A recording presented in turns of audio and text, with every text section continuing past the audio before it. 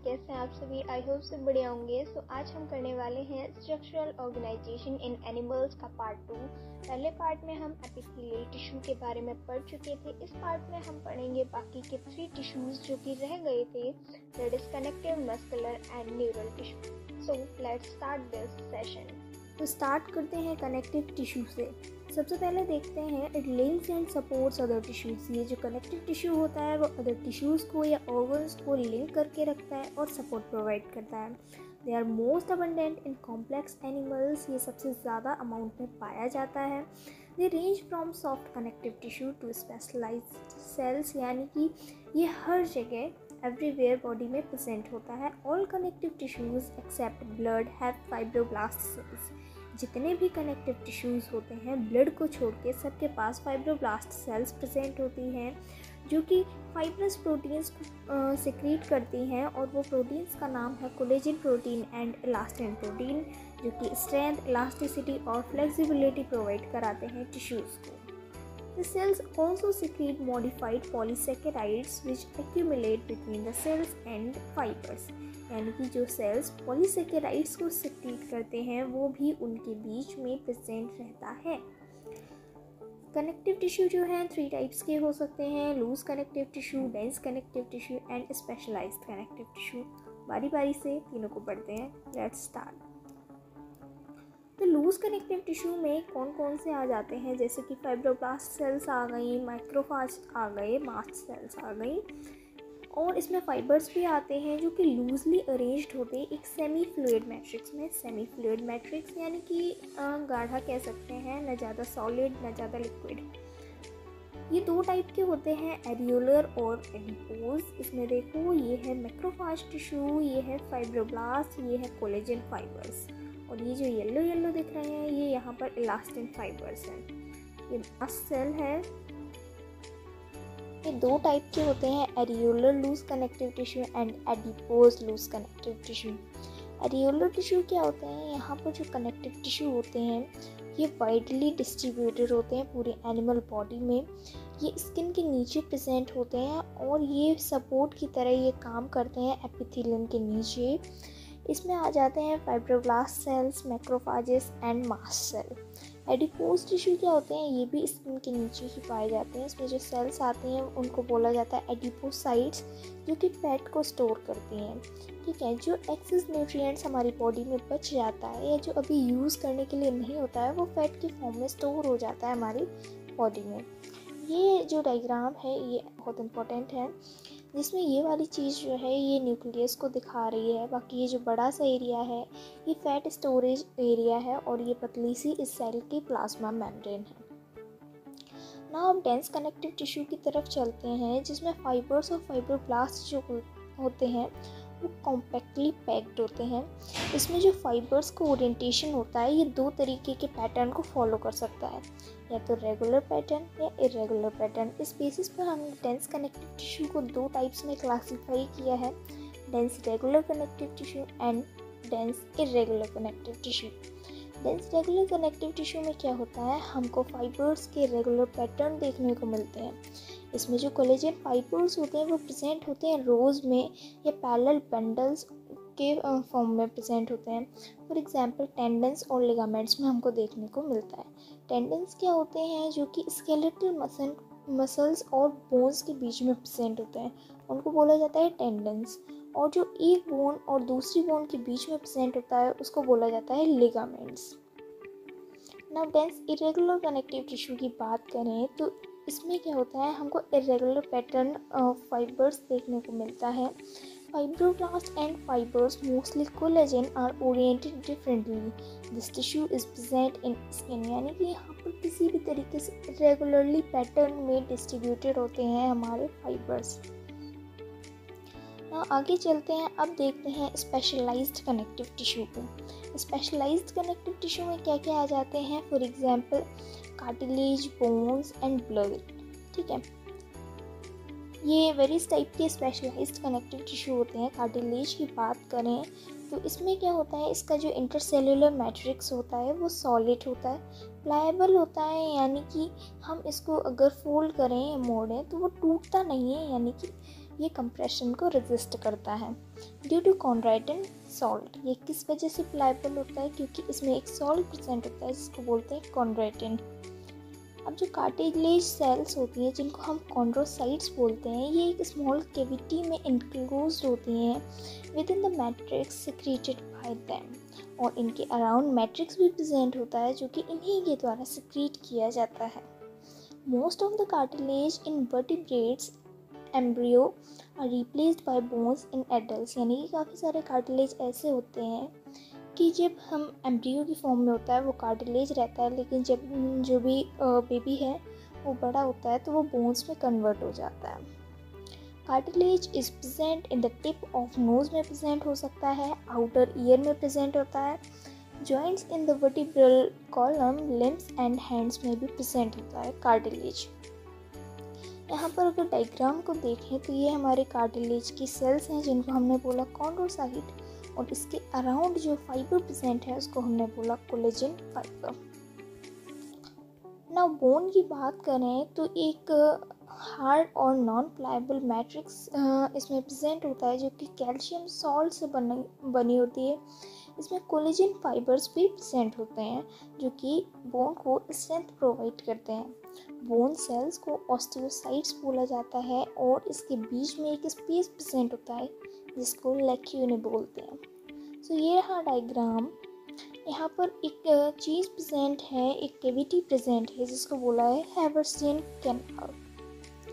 Now अब हम function देखते हैं कनेक्टिव टिश्यू के। So it provides structural framework to the body, यानी कि एक स्ट्रक्चरल फ्रेम देता है हमारी बॉडी को, सपोर्ट देता है, प्रोटेक्ट करता है सॉफ्ट टिश्यूज़ को और ऑर्गन्स को। Limb bones serve weight bearing functions, limb bones जो होती हैं जो वेट को बियर करती हैं इसका काम करती हैं। They also interact with skeletal muscles attached to them to bring about movements. ये क्या करते हैं, स्केलेटल मसल्स के साथ भी इंटरेक्शन बना के रखते हैं, उनके साथ जुड़े हुए होते हैं ताकि हमारी मसल्स जो है मूवमेंट कर सकें। Take part in locomotion and movement, locomotion और मूवमेंट में भी हेल्प करते हैं। फॉर एग्जाम्पल ब्लड एक कनेक्टिव टिश्यू है जो कि अपने अंदर न्यूट्रिएंट्स वगैरह को रखता है जो एक जगह से दूसरी जगह उसको ट्रांसपोर्ट करने में हेल्प करता है।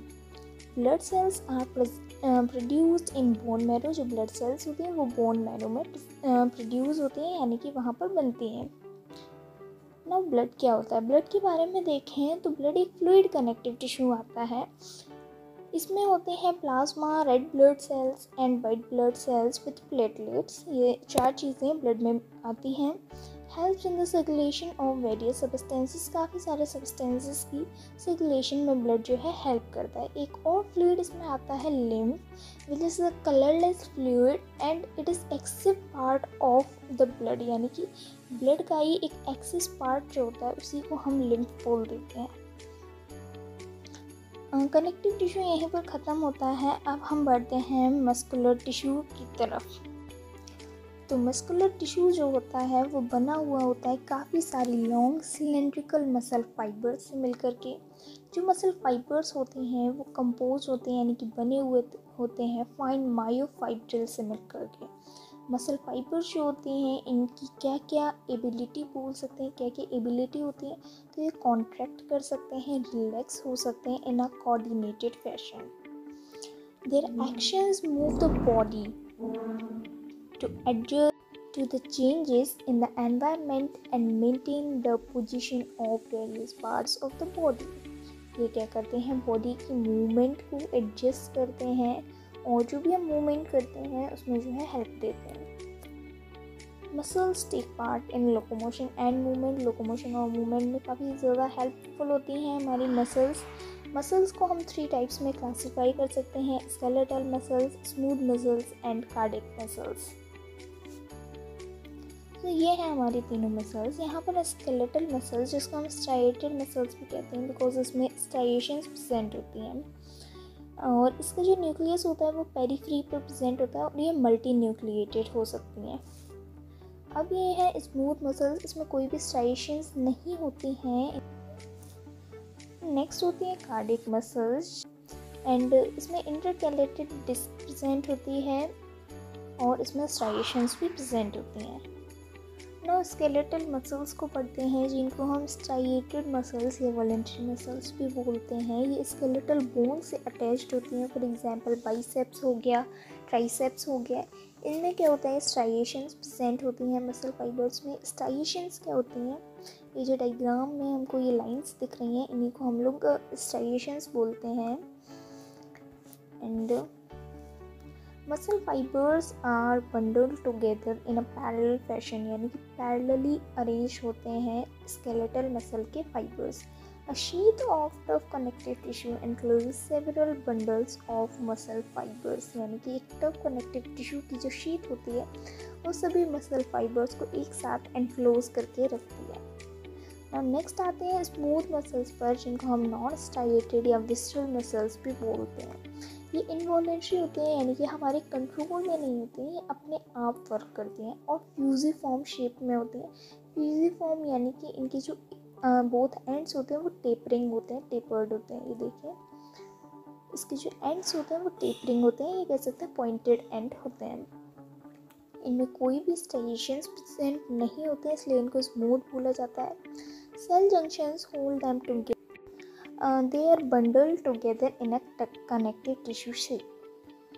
They are seen in the wall of internal organs such as the blood vessels, stomach and intestine. ये कहाँ पर देखने को मिलते हैं हमको, इंटरनल वॉल में देखने को मिल सकते हैं, ब्लड वेसल्स में, स्टमक में और इंटेस्टाइन की वॉल्स में देखने को मिल सकते हैं। लास्ट है कार्डिक मसल्स। तो कार्डिक मसल्स क्या है, ये कॉन्ट्रैक्टाइल टिश्यू है, इनवॉलेंट्री मसल है, यानी कि हमारे कंट्रोल में नहीं होता है और ये केवल और केवल हार्ट में देखने को मिलता है। Cell junctions fuse the plasma membrane of cardiac muscle cells and make them stick together, यानी कि इसके जो सेल जंक्शन होते हैं वो प्लाज्मा मेम्ब्रेन के साथ फ्यूज होकर के क्या बनाते हैं, स्टिक हो जाते हैं एक साथ। कम्युनिकेशन जंक्शन जो होते हैं, जिनको इंटरकैलेटेड डिस्क बोलते हैं, at some fusion points allow cell to contract as a unit. When one cell receives a signal to contract, other cells also contract. यानी कि इनमें इंटरकैलेटेड डिस्क प्रेजेंट होती है, जो क्या करती है, यानी कि अगर एक सेल के पास सिग्नल आता है कॉन्ट्रैक्ट होने का, तो इंटरकैलेटेड डिस्क की वजह से वो सिग्नल अदर सेल में ट्रांसफ़र हो जाता है, जिससे दूसरी सेल भी कॉन्ट्रैक्ट हो जाती है। नाउ लास्ट आते हैं न्यूरल टिश्यू पर। न्यूरल टिश्यू क्या होते हैं, ये न्यूरॉन से मिलकर के बने होते हैं। तो न्यूरल टिश्यू की जो सिस्टमिक यूनिट होती है उसको हम बोलते हैं न्यूरॉन। ये रिस्पॉन्सिबल होता है कंट्रोल और कोऑर्डिनेशन ऑफ द बॉडी के लिए, यानी कि बॉडी का कंट्रोल और कोऑर्डिनेशन कौन करता है, तो वो न्यूरल टिश्यू करता है। न्यूरॉन्स जो होते हैं वो एक्साइटेबल सेल्स होते हैं, जो कि इम्पल्स कैरी करते हैं। Neurons are protected and supported by neuroglial cells. Neurons किससे प्रोटेक्टेड होते हैं, जिनको बोलते हैं neuroglial cells. Now neuroglia make up more than half the volume of neural tissue. Neuroglia जो होती है वो पूरे टिश्यू का मोर देन हाफ वॉल्यूम जो है कवर करती है। सो ये हैं हमारे neurons. Now organ and organ system. Cell से टिश्यू बनता है, टिश्यू से बनते हैं ऑर्गन्स एंड ऑर्गन से बनता है organ system. This organisation is essential for better coordinated activities of cells. ये जो ऑर्गेनाइजेशन होती है वो बहुत ज़रूरी होती है ताकि हमारे सेल्स के बीच में बेटर कोऑर्डिनेटेड एक्टिविटीज़ हो सकें, यानी कि बेटर कोऑर्डिनेशन हो सके। So this was the whole chapter. Hope you liked this chapter and enjoyed this video. So if you like this chapter, then please like, share, comment to our channel. Thank you.